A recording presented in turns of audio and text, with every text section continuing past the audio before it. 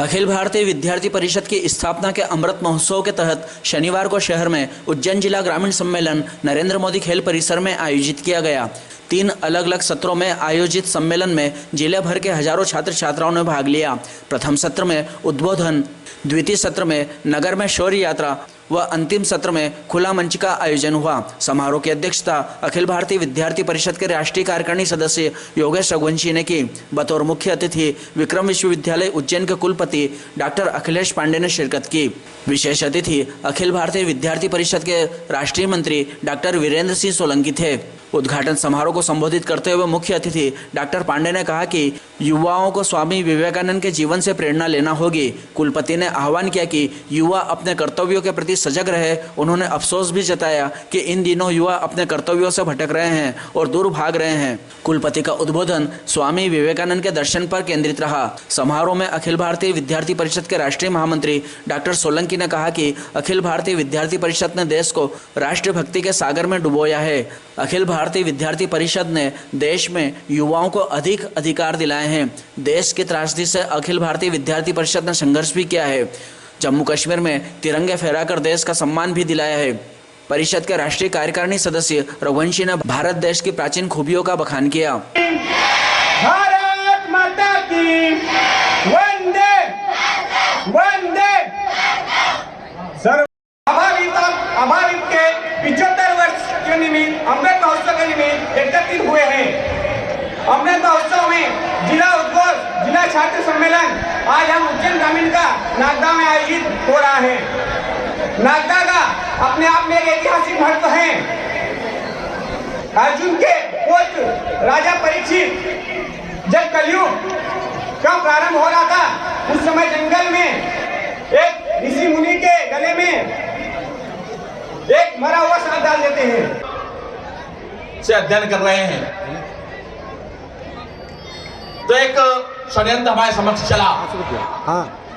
हमें बताया गया कि भारत जो भूतकाल में एक गरीब देश था, यहाँ पर ज्ञान विज्ञान नहीं था, यहाँ अध्ययनशालाएं नहीं थी, यहाँ पर लोगों को सभ्यता और वेशभूषा की समझ नहीं थी। बाद में कुछ आक्रमणकारी आए, अंग्रेज आए, उन्होंने सिखाया, तब भारत में सभ्यता आई। ये हमारे युवाओं, हमारे छात्रों के आत्मविश्वास को कम करने के लिए इस षड्यंत्र पूर्वक हमारे पाठ्यक्रम में डाल दिया गया। हमें यह नहीं पढ़ाया गया कि भारत का एक गौरवशाली इतिहास रहा है। भारत विश्व गुरु अपने समय में रहा है।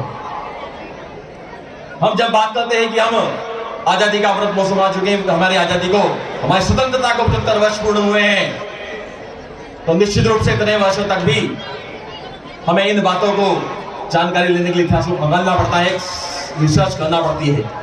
स्वामी विवेकानंद जी अपने जब बहुत पहले उन्होंने विश्वव्यापी विचार अपने रखे थे, युवाओं को वो प्रेरित करते थे।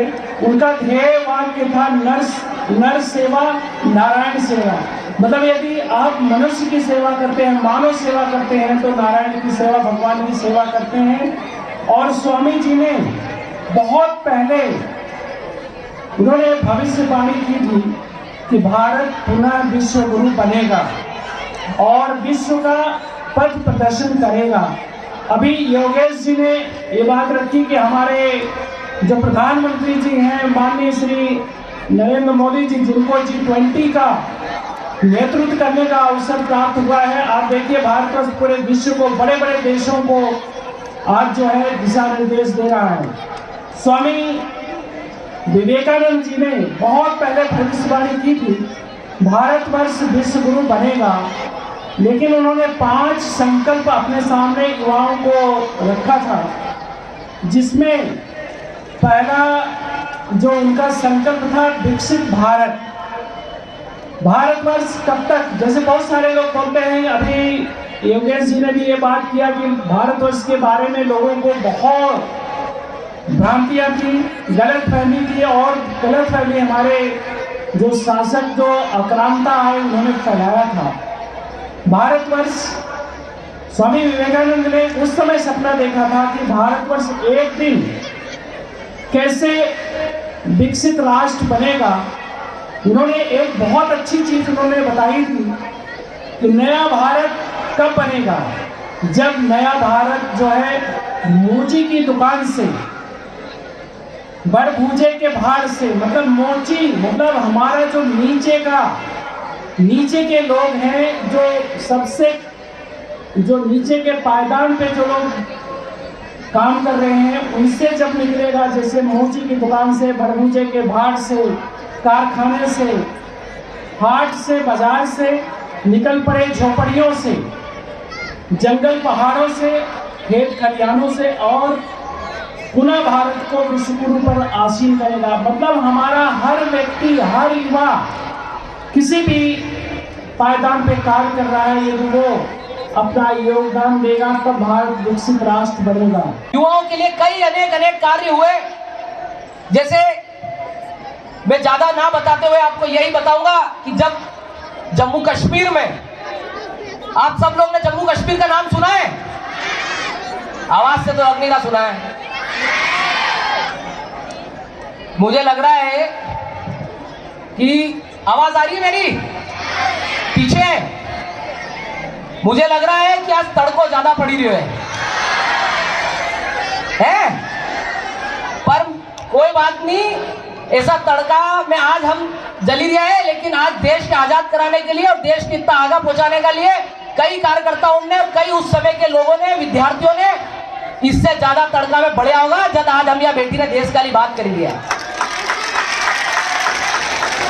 इसलिए इन्हें तड़का के थोड़ा सहन कर लो। इन्हें आयोजन करने के लिए विद्यार्थी परिषद का तुम सब नहीं, तुम्हारा जैसा कार्यकर्ताओं ने आयोजन किया है, ताकि ज्यादा से ज्यादा विद्यार्थियां आए और देश का बारे में विचार विमर्श हो सके, विद्यार्थी परिषद का बारे में, आप लोगों की समस्याओं के बारे में विचार विमर्श हो सके, और कुलपति सर के भी काली बुलाए हुए कि आपकी समस्या उनका सामने आई सके। इसलिए थोड़ा तड़को सहन कर लो, 5 मिनट की बात है, ठीक है? बोलो भारत माता की। तो मित्रों, विद्यार्थी परिषद ने देश के लिए अनेक काम किए, जिसमें जम्मू कश्मीर के अंदर जब हमारे देश का तिरंगा, जिसके लिए आज हम सब लोग मर मिट सकते हैं, उस देश के तिरंगे को जलाया जाता है और बिकने से, बाजारों में आने से रोका जाता है। ऐसे समय में जब देश का तिरंगा नहीं मिल रहा था, तब विद्यार्थी परिषद ने सबसे पहले आवाज उठाई कि जहां हुआ अपमान तिरंगे का, वहीं करेंगे सम्मान।